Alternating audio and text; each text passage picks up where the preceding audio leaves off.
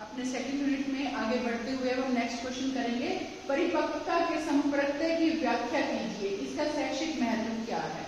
मतलब परिपक्वता means maturity, maturation किसको कहते हैं, क्या कंसेप्ट होता है, उसके बारे में हमने बताना है कि जब हम यूं कहें कि ये बच्चा परिपक्व हो गया, मैच्योर हो गया, तो वो किस स्टेज पे आके किस तरह से हमें पता लगता है कि बच्चे में मैच्योरिटी आ गई है।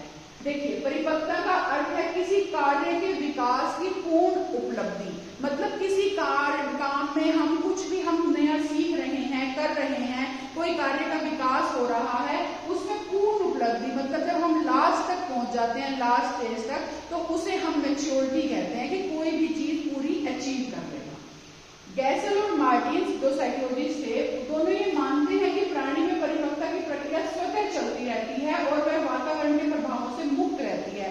मतलब इन्होंने ये कहा कि जो मैच्योरिटी है पर्सन में, किसी भी व्यक्ति में अपने आप से चलती रहती है और एनवायरमेंट का उसके ऊपर कोई फर्क नहीं पड़ता, उसके प्रभाव से ये मुक्त रहती है। परिपक्वता के अभाव में प्राणी अधिगम की क्रिया में सफल नहीं हो सकता। अधिगम की क्रिया मतलब लर्निंग, सीखना।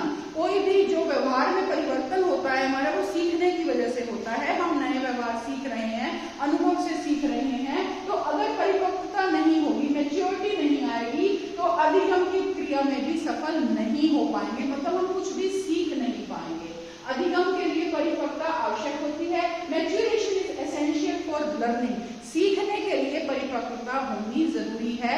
मतलब जैसे बच्चा एक अपनी एज के अकॉर्डिंग सीखता है, जितनी उसकी एज हुई, जितनी उसमें मैच्योरिटी आ रही है, उस हिसाब से वो सीखता है।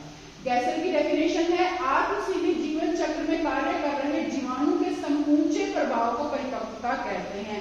जो आत्मसीमित जीवन चक्र है, जो एक व्यक्ति का जीवन चक्र चल रहा है, अपने तक जो सीमित चल रहा है, उसमें जो कार्य कर रहे जीवाणु है, उसका जो पूरा प्रभाव हो गया, मतलब जो मैच्योरिटी आ गई, तभी उसको हम कहेंगे कि परिपक्वता हो गई।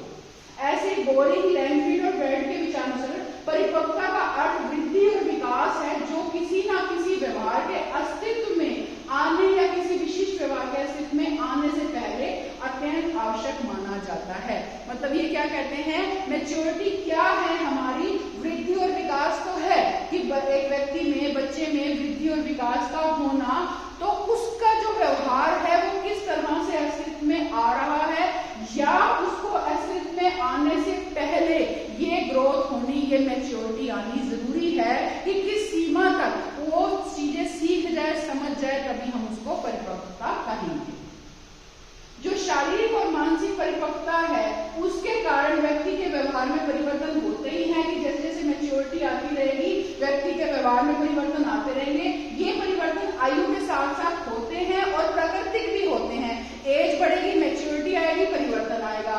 ऐसे ही प्राकृतिक भी, नेचुरली भी अपने आप भी आ रहे हैं, और ये परिवर्तन सीखने के परिवर्तन से भिन्न है। देखिए, एक तो होता है नेचुरली मैच्योरिटी आना, अपने आप से बच्चा बड़ा हो रहा है, कुछ सीख रहा है, और एक होता है कुछ वैसे सीखना, व्यवहार से, प्रैक्टिस से, करके सीखना जो होता है, तो उस सीखने से ये हमारे अलग होते हैं। सीखने और परिपक्वता में, मतलब लर्निंग में और मैच्योरिटी में घनिष्ठ संबंध है। परिपक्वता की अनुपस्थिति में सीखना संभव नहीं होता। मतलब अगर मैच्योरिटी नहीं आएगी तो हम सीख भी नहीं पाएंगे। दोनों अलग अलग हैं, लेकिन जुड़े हुए भी हैं। ये संबंध है कि बिना मैच्योरिटी के हम सीख भी नहीं पाते।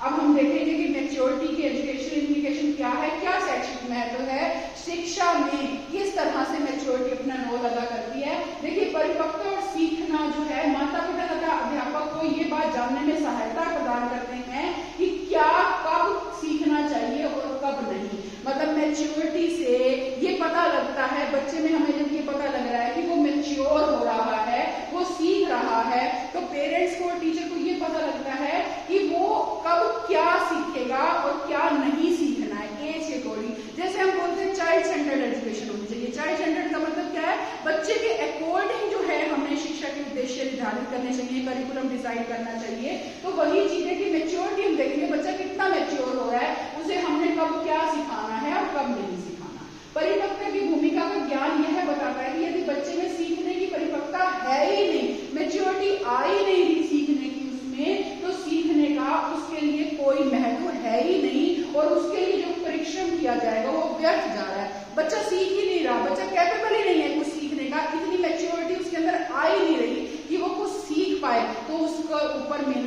भी फायदा नहीं है। पहले प्रॉब्लम सॉर्ट आउट करनी पड़ेगी कि मैच्योरिटी बच्चे में क्यों नहीं आ रही, क्यों नहीं वो बढ़ पा रहा, क्यों नहीं वृद्धि और विकास सही रूप से हो रहा, ताकि फिर हम उसे बच्चे को कुछ सिखा पाए, करवा पाए, तभी उसके ऊपर परिश्रम करें।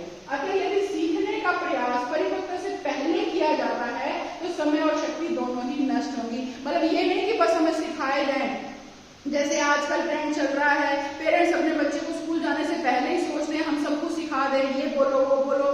ऐसा नहीं, बच्चे की एज कितनी है, उस एज के में कितनी मैच्योरिटी आ रही है, उस हिसाब से हम उसे सिखाएं, उसे लर्निंग करना सिखाएं। तो बच्चे जब पहले मैच्योर हो सीखने के लिए तभी सिखाएं, नहीं तो परिश्रम व्यर्थ जाएगा। अतः यदि सीखने का प्रयास परिपक्वता से पहले किया जाएगा तो समय और शक्ति दोनों नष्ट होंगे। सीखने की प्रक्रिया तभी शुरू होती है जब बच्चा खुद से सीखने के लिए तैयार है, बच्चा खुद से मेंटली रेडी है, खुद प्रिपेयर है सीखने के लिए, तभी सीखने की प्रक्रिया स्टार्ट करनी चाहिए। और ऐसी अवस्था में बच्चे के मार्गदर्शन और निर्देशन का मिलान अति आवश्यक होता है कि उसे हमें गाइडेंस और काउंसलिंग देनी है कि बच्चा किस तरह की फील्ड में जाके कैसे सीखे, क्या कुछ कर सकता है, बल्कि उसकी रुचि नहीं तो उसकी जो है रुचि समाप्त हो जाएगी, उसका इंटरेस्ट ही खत्म हो जाएगा। मतलब बच्चे को हम मार्गदर्शन करें कि वो क्या सीख सकता है, उसमें किस चीज की मैच्योरिटी है, क्या कुछ वो अच्छे से कर सकता है, उसी के अकॉर्डिंग हम अगर उसे सिखाएंगे तभी फायदा है, नहीं तो बच्चे का भी इंटरेस्ट खत्म होता चला जाएगा सीखने में। परिपक्वता और सीखने का आपसी जो संबंध है वही सीखने के समय को तय करता है। मतलब व्यक्ति तब तक नहीं सोच सकता जब तक वो तैयार ना हो। अगर व्यक्ति खुद से तैयार नहीं है तो वो खुद नहीं कुछ भी सीख पाएगा।